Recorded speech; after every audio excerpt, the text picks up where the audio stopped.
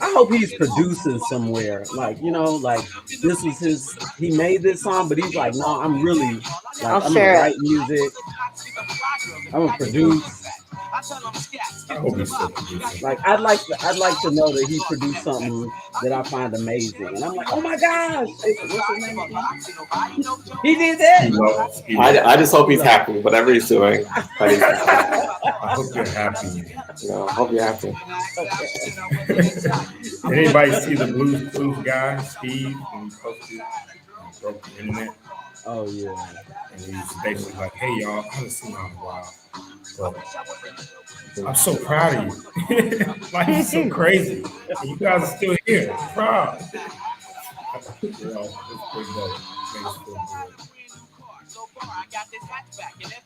Makes me feel good.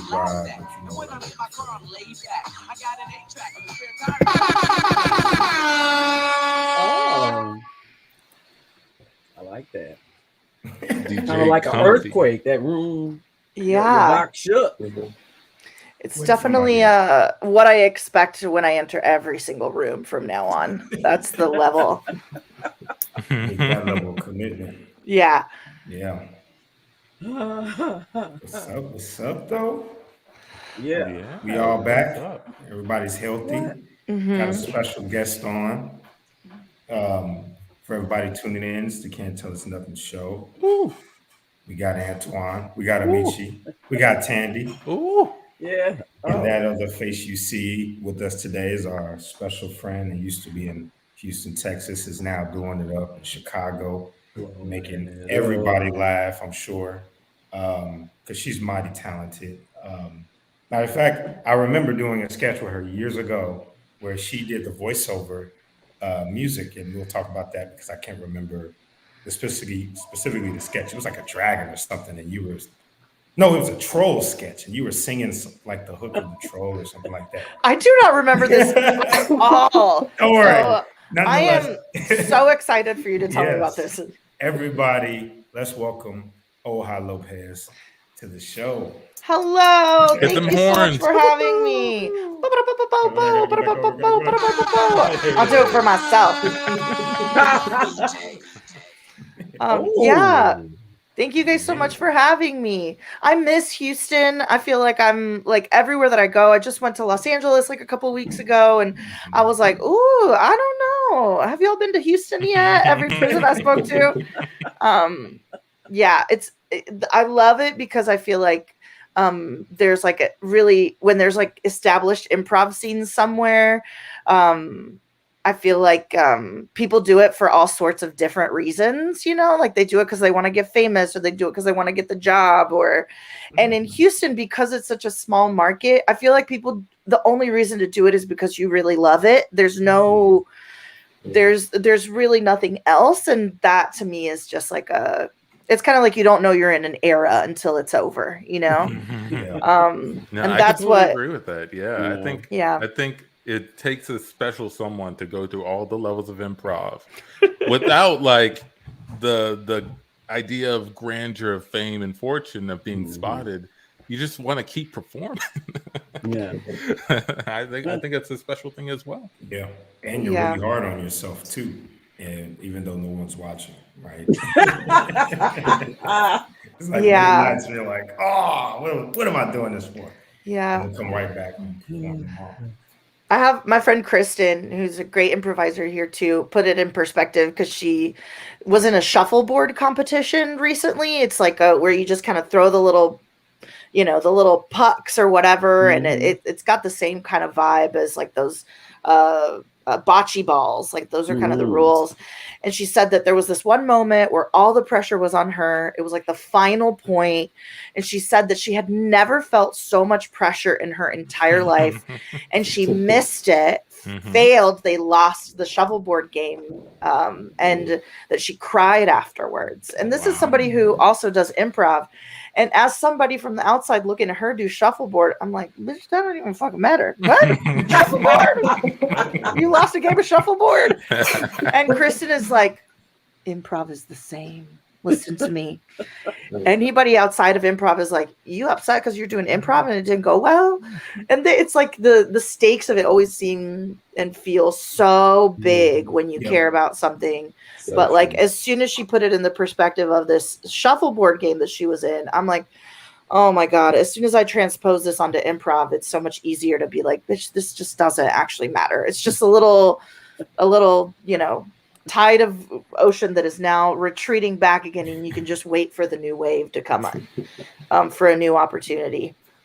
But is it more important to you for improv to be a tide in the ocean, or for it to matter and be important that night at that moment? Yeah, well, I've learned something is that in improv, I can't always talk about things that matter to me. I think it's not always the right space for that, because I want to have wonderful, nuanced, well thought out conversations about things that I care about. And so sometimes sketch is better for that, or something where I can really like think about how I want to present this thing that I feel very like passionately about. And in improv, I don't get that opportunity. I think to me, it's more just like having fun. And if I get to a natural, organic scene that has like something interesting to say because of who I'm playing with, or like these characters are interesting because we found some human element, that is really fun to me. But like the mission of saying something in an improv scene, I think really I think it could just be done by who you are as a person and your identity, what you're playing with. But yeah, it's definitely, for me, I think more important the tide and the in and out.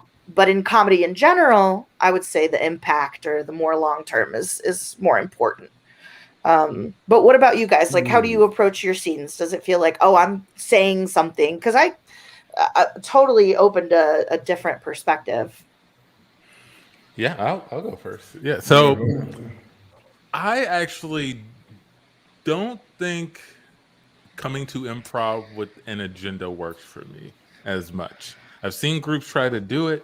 It feels kind of clunky, kind of like they're trying to push a message. It doesn't seem like they're really into the scene or what's the reality of what's going on. It's more like this other layer that they're trying to keep in the forefront. I'd rather it be a little bit more organic, maybe have an idea for the initiation of the scene, and then you find the realness within it. And that's something that we as a group seem to gravitate towards, in my opinion, that we always try to find something real in these abstract, crazy worlds we end up in. And that's what I think is great, because you actually discover these relationships and dynamics being explored in ways that I hadn't seen before. And I find that very interesting. So that's my opinion. For me, I feel the same way. I don't have an agenda. I try to get rid of any kind of expectation. I try to just have fun, like find a way to connect with, my scene partners on stage, and then also find a way to connect with the audience. That's like what's more important. Am I playing something, like you said, as a human connection, so that the audience gets it, right? Like, but if I go in there heavy loaded with something or something to say, like you said, it's probably better for me to write it out, because trying to work something out on stage in front of people live, you're taking a wild chance, oh yeah.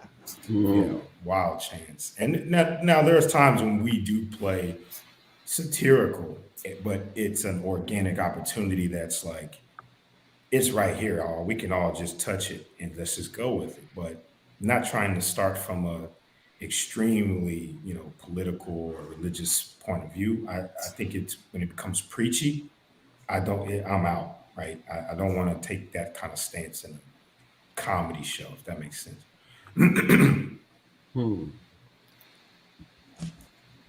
Yeah. For me, if I can't do like heavy stuff without wanting to just turn it into like a poop job or something. I like to. Yeah. If it's like not normal, if it's not like it doesn't organically come up, or we're not doing like a something where it's like an analogous thing that people can clearly see is related to the issue we're talking about. It's hard to just sort of stand there and just kind of preach to people who didn't come to see us preach.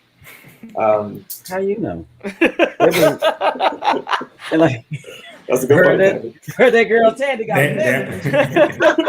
We're going now to the improv show. That sounds culty. That turns into a Can't tell us nothing stands for cult. It's just see you. It's well, you know, not quite, but we can figure it out. It's not spelled like it. Close. It's not spelled like it, but it's close enough. Yeah. Came down to hear us preach, man. But that would, if improv were church, right? If it were a religion, I would be the biggest zealot. Right, I would just we'd be proselytizing. We're going in the nations where there is no improv to bring it to the people. I would be 100%. I'd help, you know, whatever books we making up. Whatever books we're finding that have been inspired by the greats that we're now passing around and telling everybody to read. I'd be all over that, man. Yeah, I mean, there is something about Tandi the Baptist. There is something about like believing that you like have something special and that everybody could and should be a part of it. That I definitely feel the same way. Okay, you're bringing me in, you're reeling me in, baby. Where's your pamphlet? Do you guys have couples therapy? Yeah, it's you do a scene, you form a duo. Just act like yourself. Go on stage. Oh my God, that's wild. You know, it's really interesting. So when I first moved to the United States, I'm from Venezuela originally. I didn't find comedy and I didn't do any comedy until much, much later. So I kind of like went through all these different paths before I sort of was like, oh, maybe this is something interesting that I would like to do. But I remember missionaries in Venezuela because they're all over the place and they're big in Latin America too. And I think I would have gotten inducted. They would have got me if it was improv for sure. But instead they're like, hey, listen, you're from a third world country. Things are fucked up here and we know how to do it better. So come back. We're just going to swoop in and really... See, they were too preachy. Too preachy. That's it. No one likes too preachy. Yeah. Especially from missionaries. Yeah. Oh God. Geez, yeah, that's like a hat on a hat, right? It's like you don't need to be extra. I get it, right? But no, I the preachiness, it just flops, man. It flops for me. It flops. Yeah. Okay, so if you had to be preachy about anything, like what is something that you would be like, I have to stand from the rooftops and like tell everybody about this one thing, aside from improv anyways? Like maybe it's like a lesson you've learned or something stupid like that. I like that you're the interviewer here. Don't smack. Yeah. I'm just so curious. I'm just so curious about you guys. If it's just me asking questions this whole time, I'd be happy with that. That's cool. If you smack when you're chewing your food and you're eating around new guests or friends, you should ask them if they're okay with that. Okay. Wow. Okay. Yeah, I hate that. And I'm not the only person in the world. I'm sure there's millions, at least 1/6 of the population has to be people. I think there's a name for that actually. And There Sarah is. Silverman also has the same, I think it's called something phobia, right? Mm-hmm. It's like misophonia. No, it's called what is it, Tandi? I forgot. Yeah, you almost had it. It's mesothelioma? Yeah, something like that. Yeah. I looked it up and I tried to write like a short film about it too, but no, I haven't. Like it's like, and I think it's like trauma. Like I remember being a child, and if you were eating bowls of cereal and your spoon hit the bowl too much, that noise would like drive my mother crazy, and then she would just freak out. So like now it's like almost like embedded in me. Any noise, it just triggers me. So even if people are eating bowls of cereal and I'm hearing the spoon in the bowl, I would just get up and leave and go eat in the bathroom or something.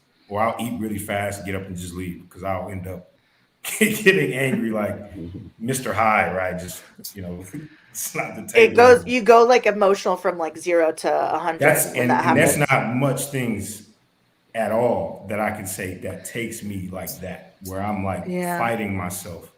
But the noise of people, like unnecessary noise, I guess it's called, like, unnecessary. It freaks me out. I hate it. I love the idea that somebody's on the other side of like, I need this, and they're just like making a very. That's so funny. Yeah. Okay, so that's what you would impart to the world. Yeah, yeah. I get it. Don't smack your gum or whatever. Quiet eaters cult. Quiet eaters cult. I'll say mine has there's 2 layers to it. Shit. Okay. I would say the surface layer is there's an anime out there for you. You may not think you like anime, but I bet there's one for you. I bet there's one that you'll enjoy. You don't have to love it. I'm gonna write that down. Yeah, you don't have to pledge your life to it. You just enjoy it. Like, this one isn't so bad. Antoine sounds like the Mormons of anime. The lower layer of it is know why you like what you like. A lot of people don't. A lot of people just like a thing and think that's just the end of it. Oh, I just like it. There's a reason you like it. It kind of ties into the fetish origins, right? That came from somewhere. Okay. And I think if you find out why you like what you like, you can find more of that or learn more about yourself. All right, Tim Robbins. I wrote it down. I believe this. Makes sense. That's what it is. Yeah, Antoine, the self-help guru.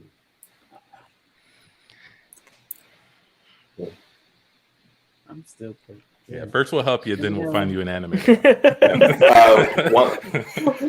One thing for me is I try to advise is like be careful of taking sides and when your friends have arguments or little petty fights because when they make up and then they're both mad at you because you picked a side.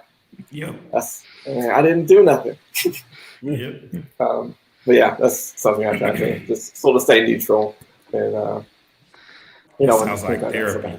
Yeah, I'm gonna piggyback on that one with a little one. I want to hear the story of how you learned that lesson the hard way. Actually, yeah. Is there a story, Amechi? No, nothing I'd like to get into right now. Okay, I want names, last names. I want full identification. But my little piggyback is I don't add the people my friends are dating on Facebook or Instagram. I just don't do it. Not until you guys seal the deal. Am I gonna get into that? Until they fuck? Oh, I was thinking marriage, or like live together for a good while, but consummating the. You gotta tell me when you consummate, and then I'll let me know. Yeah, I need hard proof. That's the update. Lance and Jessica consummate. Wow. All right, there you go. There it is on the list. Oh man. I've gotten so old and crotchety. There's so much stuff that I can just like. Rah! I got so much. Okay. And then I'm like, you're overreacting. Calm down. So you don't have to. Yeah, because that's a choice to be angry about a bunch of stuff for the most part. The religion to calm down. Is that what you're saying? Yeah, that's what I tell myself. I'm like, why are you getting that upset? Everybody needs to calm. Yeah. That's me. I don't think it's the real. We cut to a Sunday service with Tandi's giving a sermon out of one of her wildly famous sermons on calming the hell down. Now listen, you wake up, things are going great. Somebody does something. And you start getting that little feeling inside like you just want to burst open or just claw their eyes out or stab them or something. Take a moment. Calm down. It's not about them. It's all in you. I'd like for you to turn your books to the book of But I'm sorry. I'm distracted today. John, Yes. John, I see Yes. you out in the audience. I see Mhm. you out in the audience. And I'm not sure, but I think you are um, writing notes. I see you doodling there in your pad, and you're drawing knives and you're drawing guns. Yeah. Uh, about I'm not sure who, but are you upset? Are you angry? Are you not getting my message to calm down? Well, they're having a sale at the hunting store down the street, and I chose to come hear your sermon Okay, okay, instead of going taking advantage of that okay. sale. So I just got a little fidgety and start doodling the types of knives and guns I might buy when I Okay. leave here. Now, see, everybody, that's that. I should take that lesson for myself. I was about to get angry at John. Okay, I thought he wasn't listening to my message. I thought that he was being angry, and then I myself was getting angry, and that just threw me off my path. But again, I'm sorry. I have a comment to make. oh yes, So definitely. I stubbed my toe getting out of bed this morning. Made me really Okay. angry. I came here looking for some peace, and I think I was getting that until you told us to turn to the book off, and then you stopped. And I wasn't sure what to turn, and then I started feeling like some frustration. And I can feel the anger building in me now. It's been like a couple minutes. You still haven't told me what book to turn to. And I started throwing guns and knives. So. I like to speak up. As he was telling his story, I started getting angry about this guy talking about his toe for what seemed like 20 hours. Yeah, and I don't like it when other people interrupt other people. So I'm feeling really flared right now as well. Okay. It's okay, I thank you for the support. I thank you for the support, but also don't appreciate the interruption for both of you. Okay, sorry. I realize I'm doing the same thing. I ain't trying to interrupt, but Good I call. can't get to the gun store sale and we keep interrupting each other, and I'm starting to get hot and angry. Can we get back to the sermon? Can we get back to the sermon and quit all these interruptions? I feel like I'm losing y'all. I feel like I'm losing y'all. You're right. Let me get back on track. I see the seed of discord is starting to run through. Is starting to run through the area. I want everybody to take a spiritual cleansing breath. Go dig deep and take that spiritual cleansing breath. Okay, look, I would love to do that, but which book do we turn to? I need to know. I'm losing my mind here. If I don't find out which book, forget the book before I step on your other toe. Yeah, man, some of these people's breaths stinking here with all these spiritual breaths. You gotta intake calm, and then when you expel your fiery rage out through your mouth from your breath that comes out. And you gotta do that over and over again until your full body is anew, basically. That's what I'm doing anyways, because I read the book. Tandi, is that from the book? It is not from the book that we're reading today. Oh, that's my own collection. If you would take Sister Oha, if you don't mind taking out your book, y'all turn to the book of come on! And scene. That's exactly how it would go.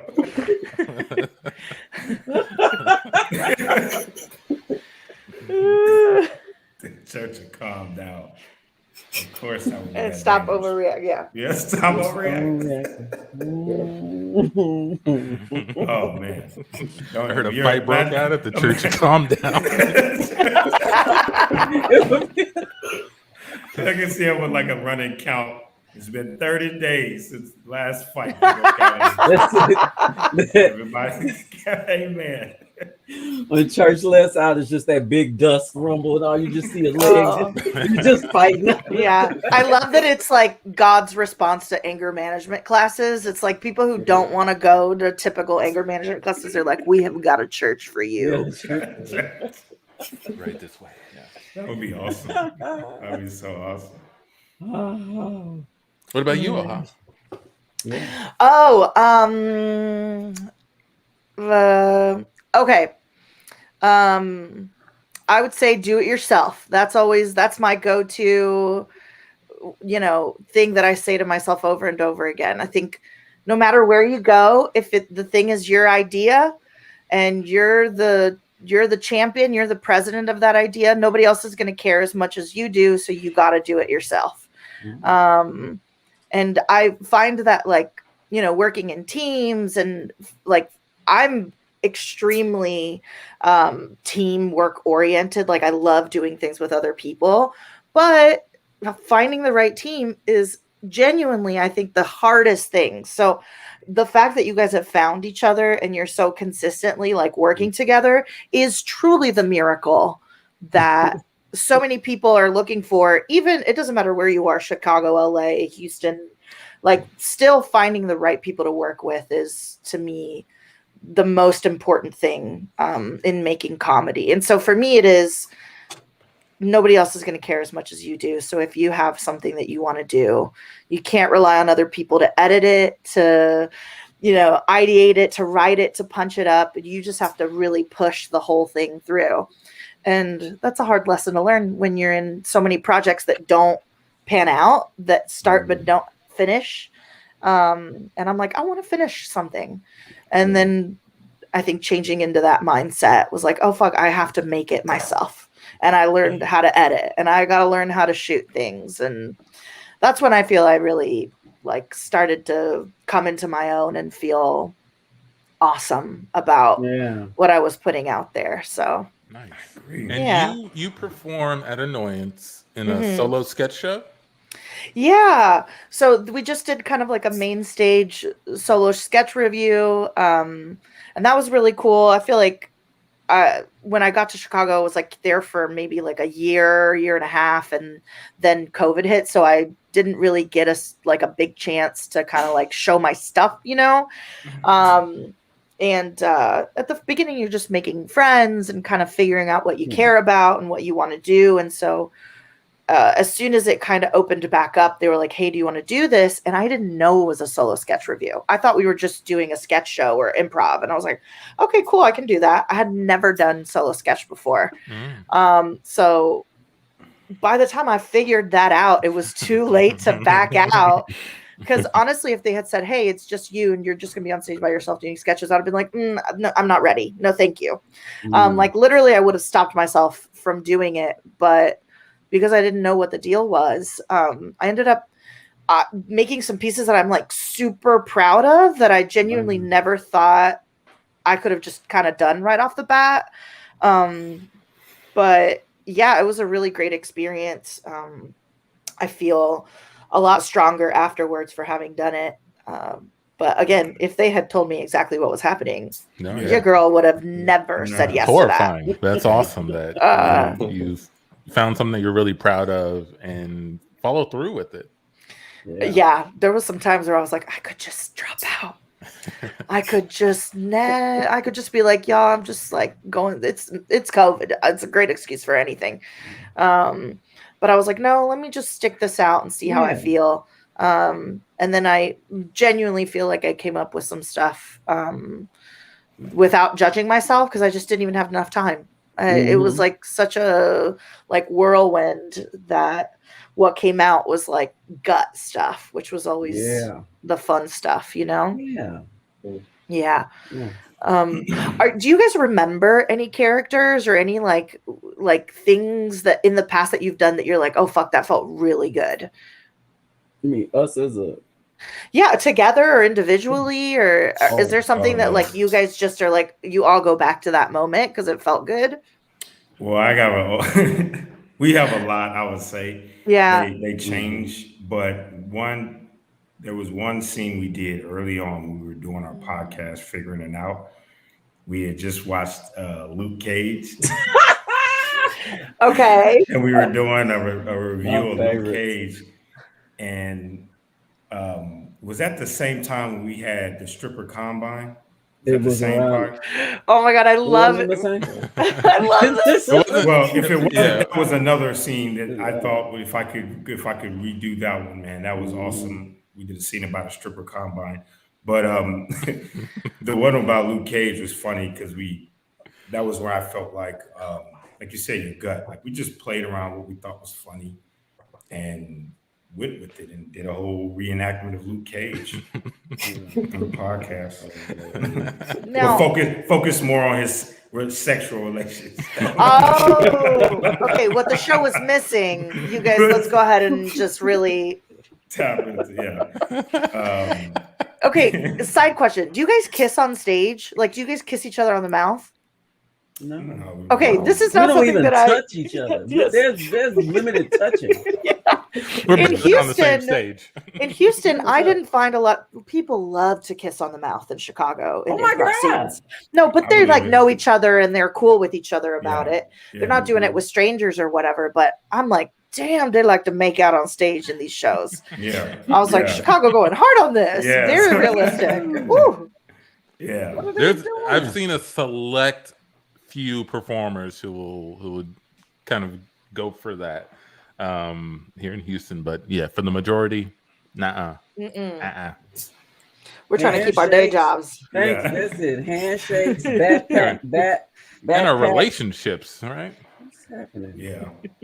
Kiss, can you? Oh, Lord have mercy. Come here, Tandi. Come here. I'm just trying to see how that would all go down. I don't know.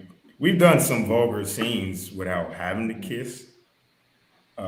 I always like going, not necessarily vulgar, but I like dancing as close to the edge as possible. Because I trust everybody in the group, and I know we spend a lot of time with us. We know what we all kind of think about each other in the world. So if I love taking a chance and seeing what one of them does with it. So any of the scenes that we've done that have been a pretty line stepping for me are memorable. But I want to hear the groups. I want to hear what y'all think. I like no. I mean it's best for me to have clear boundaries. Because I just in case, I don't know when to turn something on or off. I just need to know, okay, we just limiting it to this. It's just fun. It's the weekend. I'm gonna go home after. And stuff starts getting complex like that. I'm not, maybe that just let you know I'm not maybe like a great actor and actress, because we're just making this up. Like if it's written and I'm supposed to do it, then I can buy into it. But like, am I really feeling this thing that deeply into this thing that no. Maybe that's okay. I just outed myself. You can put me out the group. My emotional commitment is not deep enough for me to feel. No. Yeah. Let me ask you this, as someone who's been seeing it a lot in Chicago, do you feel it's necessary? Do you feel there's a lot of value in people who go ahead and have that full contact? Okay. See, I like this question, Antoine, because you're asking me to know what I like. Yeah. And you're asking me to figure out whether or not I like it or not. And it will maybe, let me see if maybe I want to kiss somebody on stage. Let's see. I think when it's used as the gag, not so much. Where it's like people are like, well, like they're excited to see it kind of, but I have seen it used like a couple giving each other like a peck to leave, like before they leave or something like that. And it was really effective in like the relationship building. Like it gave it this sense of like, kind of like, authenticity. When it was like the scene and we're building up to the kiss or whatever, it was just like not really that fun. But when it felt kind of mundane, so I would ask an improv team that I'm in, like, hey, you guys okay with like a peck on the cheek or like a quick like mwah, or like hugs or that kind of thing. I would not have a problem with that. But so far I've never had that in a team. So far it's always been very like space is important. Yeah. But yeah, I think I'd be okay with it. I've just seen it a lot here. So and I did not see it in Houston at all. I was like, it's probably for the best. You go into a jam. You just think you're just gonna get up there and do some stuff. I'm in Chicago. No, nobody knows. Nobody. Everybody just putting on lipstick. What y'all doing? What's happening? What's all this lip care? Yeah. Meanwhile, there's like an intimacy coordinator on the sidelines. You know, do you guys know what an intimacy coordinator is? No, it's like, well, it's like a job that people have on movies, and it's generally women. But when there is a scene where two actors have to have a sex scene, there is an intimacy coordinator, and they go through everything that's going to happen. They go through like comfort levels. They choreograph every single part of it. And that person is there to stop the director if they're pushing for more, to basically create boundaries around the sex scene, which I think is like incredible. Like that's such a cool thing that maybe prevents like, you know, shitty things from happening to women. I mean, to everybody, but particularly is probably because of women. Because I was about to say, I need the origin story on that. How did we get a referee? Because basically, that's what it is. We cut to a couple on their first date. So thank you for coming out. I really appreciate. When we matched. I got really excited that you would, you know, it's been hard, right, with the pandemic and all that to get back out in the dating scene. Actually, it just to play it safe, I actually brought an intimacy coordinator. Just to keep things completely above you board. did message that, and you did kind of let me know, so that is weird, but I was like, okay, I mean, like at this point, I'm getting back. I'll try anything. What? What do you mean? I said at this point I will try anything. I've been out there for a long time, so it's trying to find love. Oh, okay. Well, I want to formally introduce myself. My name is Oscar Williams. I'm 84 years old, and I've been around a lot of couples in my life and coordinated a lot of relations in my life. So I want to let y'all know I'm here to protect y'all like if it's y'all were my great-grandchildren. Go ahead. Oscar, do you have any great-grandchildren? Don't mind me asking. I have 29 great. Wow. Oh my God. It's incredible what a fruitful marriage and thereafter. Coordinating, if you know what I mean. I think I do. But yeah, as he was saying, he's just sort of here to. It's so funny. It's a really funny joke. If you like to referee. I got another one if you like. Yeah. Well, I think we should get to the dinner. I think. Yeah. What did the blind man I would love say to. At the fish market? Sorry, John? What did the blind man say at the fish market? I'm so sorry. I don't know this one. Hello, ladies. Oh. Yeah. Okay, Oscar. That's a good one. Why don't you go ahead and have a seat at the adjacent table, and just keep an eye on things, and we'll go ahead and get to the dinner. I got you, son. I'll be right over there. Yeah, I can smell him. Too much. Can you smell him? I can smell him. Definitely. From here. Yeah, it's overpowering the garlic bread. Wow. Yeah, and that's not easy to do at an Italian restaurant. No, garlic is the most potent of the bulbous now family. We know another level. Yeah, I feel like we shouldn't be talking about Oscar. No, not garlic. I know. Yeah, I know. Yeah. Hi guys, I'm your waiter. I'm here to serve you today. That smelly old man over there sent you over a bottle of wine to. Aww. That's so sweet. Nice. He wanted me to. Thank you. So. It's a Cabernet. Very nice. Okay. I'll be back later to take your orders. Thank you. Thanks. Can we get some more bread here, actually? Sure. So anyway, crazy. So like, what do you like? I know that you're an analyst, but that can always mean like whatever, you know. Right? Like, I never know it when people say they're consultants or analysts. I'm like, to what? I know. But so I guess you consult with people and you analyze people, and I teach, so that's a pretty straightforward job. But okay, what level, what grade do you teach? School? I do. No, I actually teach elderly people how to just sort of like have a great time. I am a coordinator at an elderly person. I'm so sorry for interrupting. Yes. No. Hi. How are you? I'm Tandi. I'm noticing you two seem to be on a date. I think sounds like a lot of getting to know you conversation. Is it Wow, obvious? the vibes we're putting They out. are. Okay. They are. They are. Listen, I'd like to give you my card. I am a up and coming intimacy coordinator. Trying to break into the we business. already have one. And, oh my God! Yeah, he's Are you over there at you that guys? table. Is that Oscar? You guys are using Oscar? Yeah. He's Wow. he's gonna be coordinating with us tonight. That's amazing. Where, if you don't mind me asking, where'd you find him? You could not have looked online or any reviews.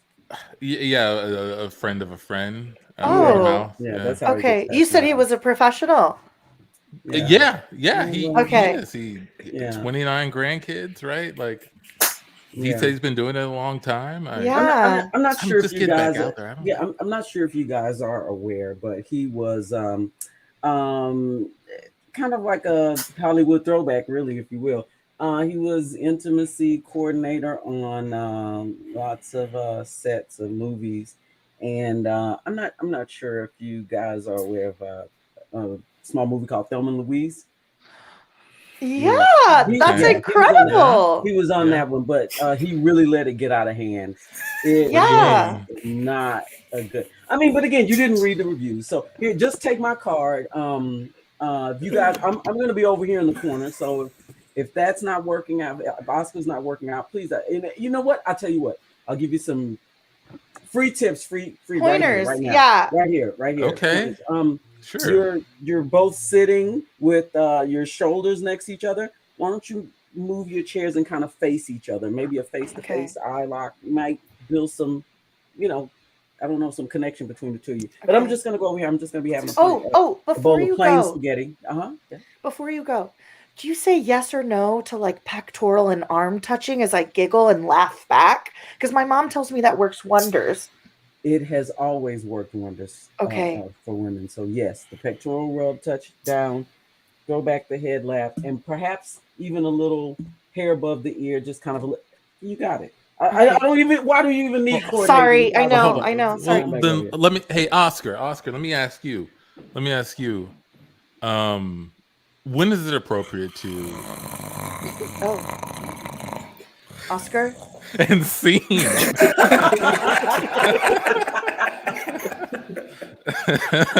Oh.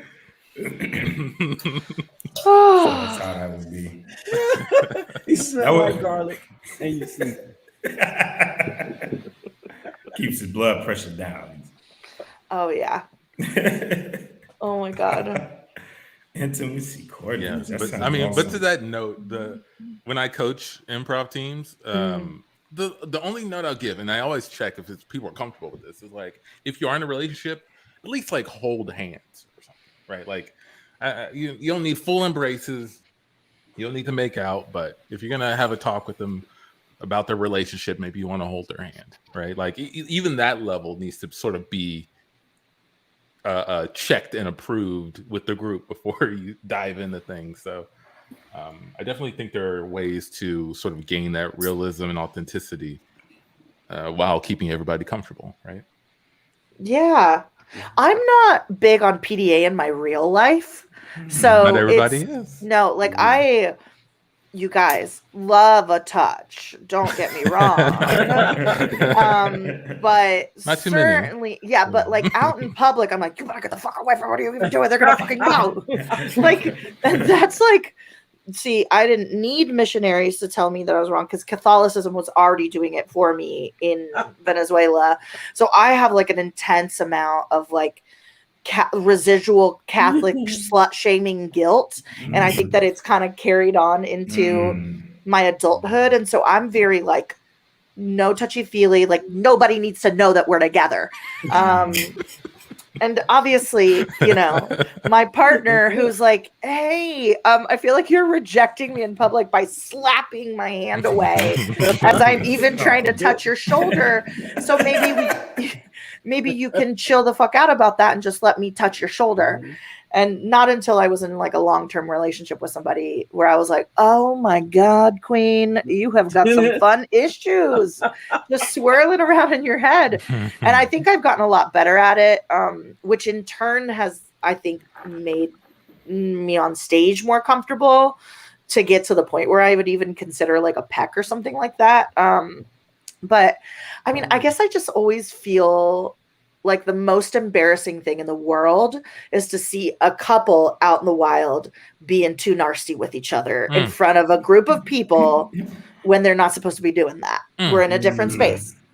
And so I think I'm also paranoid that I'm like, obviously I'm not doing that, but that like I'm straddling, you know, like I've seen people like we're all in the pool and there's like a partner straddling each other and they're just like passionately licking each other's faces. And I'm like, there's like a family right here that's just watching it's a whole you. Elementary school, dude. I know.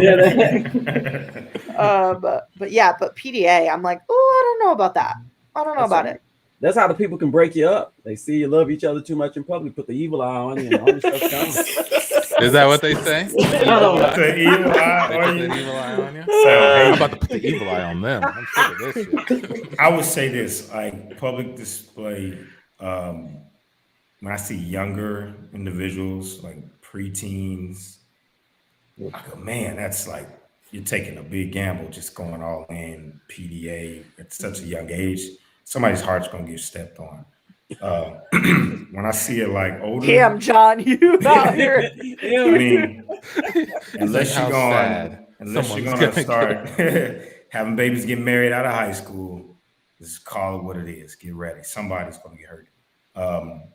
When I see older couples, like in the 40s and 50s, and you're like, man, I'm sure y'all didn't cheated on each other a couple of times, cussed each other out a whole bunch of times, wanted to leave, probably hit each other, but now y'all still kissy-dovey in public. That makes me feel hopeful that there's some freedom, right? Like that you can have in a relationship because like I feel the same. I have the same like subconscious feelings, like you said. I grew up in the church, so like if you see a woman walk into church where I came from and she showed a little bit of thigh, you know, everybody would like turn the evil eye. Just stone the bitch. You know, right in the stone too much ass, you know. But nonetheless, man, as I got older, I think about it. Like once I became an adult, I thought it's a true freedom to be in a relationship people are voluntarily engaged in. And intimacy is a very vulnerable act. How free is it to share that vulnerability with somebody and then boldly in public where there's a bunch of tight asses ain't getting none and half of the audience is angry because they ain't getting none, right? The other half is they ain't as bold as you to take that effort. So I'm always like, it's different for me, you know. Now, of course, in my relationship, we have like PD seasons, you know, like call them waves. Some days we like, you know, let's touch on each other. And there's some days we like, you know, feel like it's like a magnet you got to force to get to each other. We still get there, but it's just harder, if that makes any sense. We cut to a church. Hey, family, thank you for coming to me and Tandi's wedding. I really appreciate you being here. Yeah. As you can see, we kept it small because we wanted to eliminate the chance for the evil eye to get in here and ruin our wedding. Yeah, I would never. So yeah. And also we're gonna do everything a little different. The date fell outside of the PDA season, as you know, so there will be no kiss. Right. There will be no kiss at the wedding. Is it going to be cheaper because you don't have the kiss? It's an off-season wedding. Because we paid for the full on-season wedding price. Yeah. But now you're saying there's no kiss. I want at least. I think it's just a gift that you give, John. You didn't really pay for anything, and when we sent you an invitation, you bought a gift, you brought it. I'm talking about the family. I'm just speaking on the family. I mean, I know I didn't pay for it. I ain't got shit. But the family paid for it is what I'm saying. Yeah, I guess what John's asking is like, what are we gonna see? You know what? Yeah. What's our money gonna get us here? Yeah, is there any touching at all? Is it going to be sort of like a side-to-side hug? I just would like more information. Like a pat in the back. I mean, I drove here, and that was about an hour and a half, so it definitely feels like I need some payoff. Right. Yeah. We've really stripped down the ceremony. As you can see, Tandy's not going to be walking down the aisle at all. Yeah. I'm just going to sit here in this folding chair where I'm sitting right now. Mm-hmm. Tandy, you just going to sit in a folding chair? Listen. You know, we didn't drove like 3 hours just to get here. I'm not trying to see you sit in a folding chair.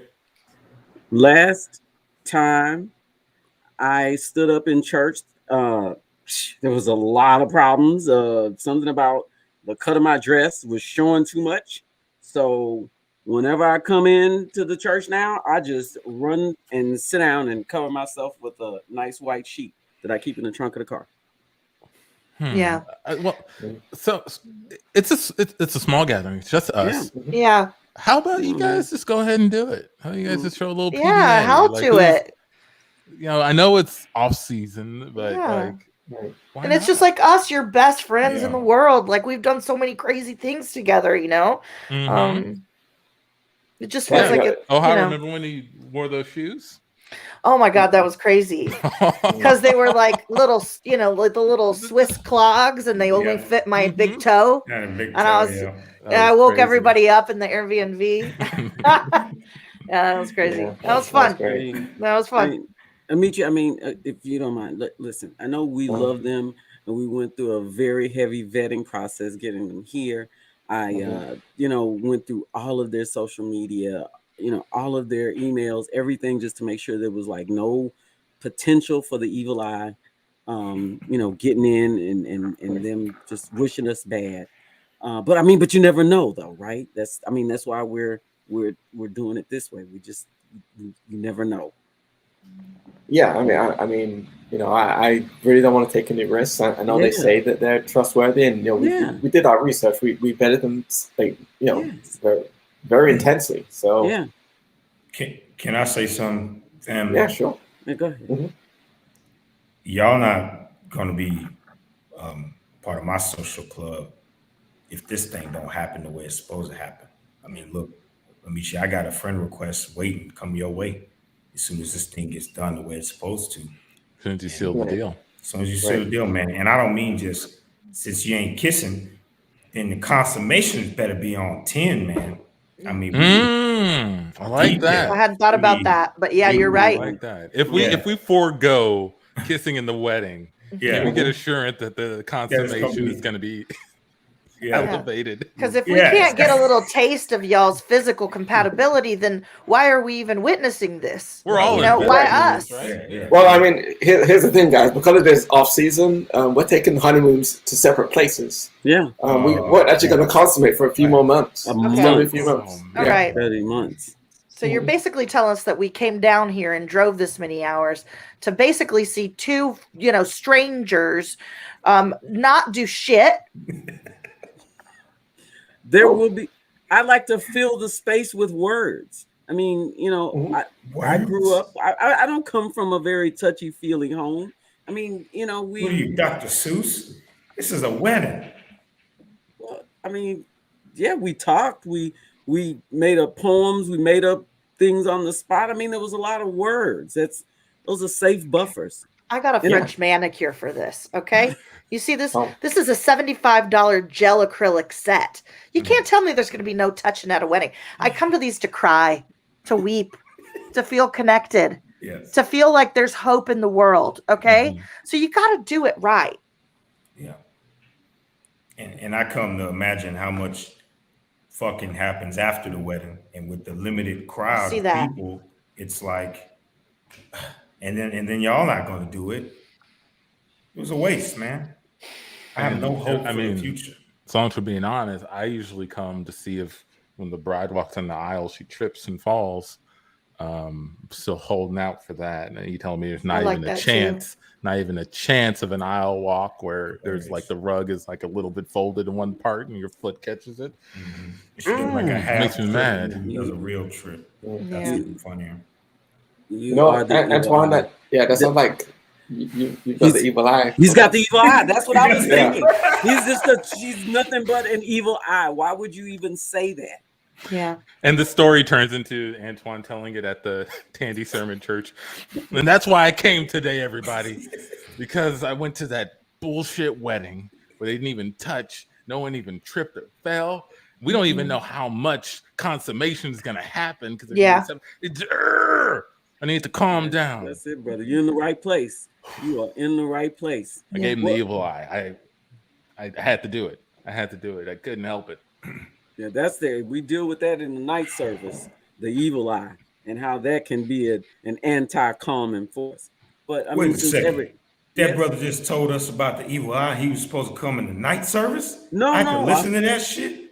No, see, he's advanced. He moved on. He's been coming to our weekly evil eye sessions, and there's a whole different book. There's a whole different study. Antoine, if you don't mind, these books, man. Yeah. Well, this is a self-improvement church. Well, you can't talk about self-improve. Books around Amechi. You know how he gets. Yeah. I'm still waiting to find out which book I'm supposed to be looking at. I know. And I've been in the same class over and over again for the last 2 years, and it's called How to Not Be Jealous of Other Women, but I cannot pass. I'm so sorry. And we have that class has dwindled. We started out with 10, but now there's one. The women just could not get along. We got big fights. It was actually worse. It was worse than the co-ed ones. Yes. Yeah. We cut to the women's get along class. So everybody, I'll be your women's intimacy coordinator today. I understand we have some trouble getting along, and so I just want to make sure I regulate any sort of touching or suggestive language, either positive or negative. So just feel free. I'm going to be in the corner in case you need me. Okay. Oh, I'm gonna need you right now because I see Oha is here again, and I thought I told you last time, don't sit in my chair. I've had that chair for the past 13 Thursdays, and just because you started coming in here, you thought just because the minister walked you in and introduced you to the group that was gonna give you a special place in here. You can sit in my seat. Okay, first of all, tone. And I am going to be the police with the tone, okay? If you have it here, I'm going to need you to take it down before you address me. I don't talk to shouters, okay? Because if you're shouting, you're already at a different level than I am. I'm a talker, okay? If you're a shouter and I'm a talker, we're not even having this conversation. And yeah, that's my finger in your face. I'm not touching you. Tandi, why don't you go ahead and touch that finger with your finger? I am going to touch that finger with all of my fingers. No, you're not allowed to. This is my finger. And all of it. And that is Phil back in the room. And that is the Can't Tell Us Nothing show, everybody. Thank you for tuning in. Let people know where they can find out more about you and what you do. Yes. Yeah. Just you can follow me on Instagram, and there's too many links. But you can follow me at Aloha Oha. That's ALOHAHOJA. And you can also find me at ohalopez.com. And then there's a ton of stuff there. And right now I'm doing a cool podcast called I'm Sorry with Lemonada Media. And my co-hosts are really awesome, fun people. And we just kind of like cover the latest sort of like pop culture scandals, but throws with like a more lens of empathy. And so that's it. That's all I'm doing right now. Or catch me at Annoyance Theater.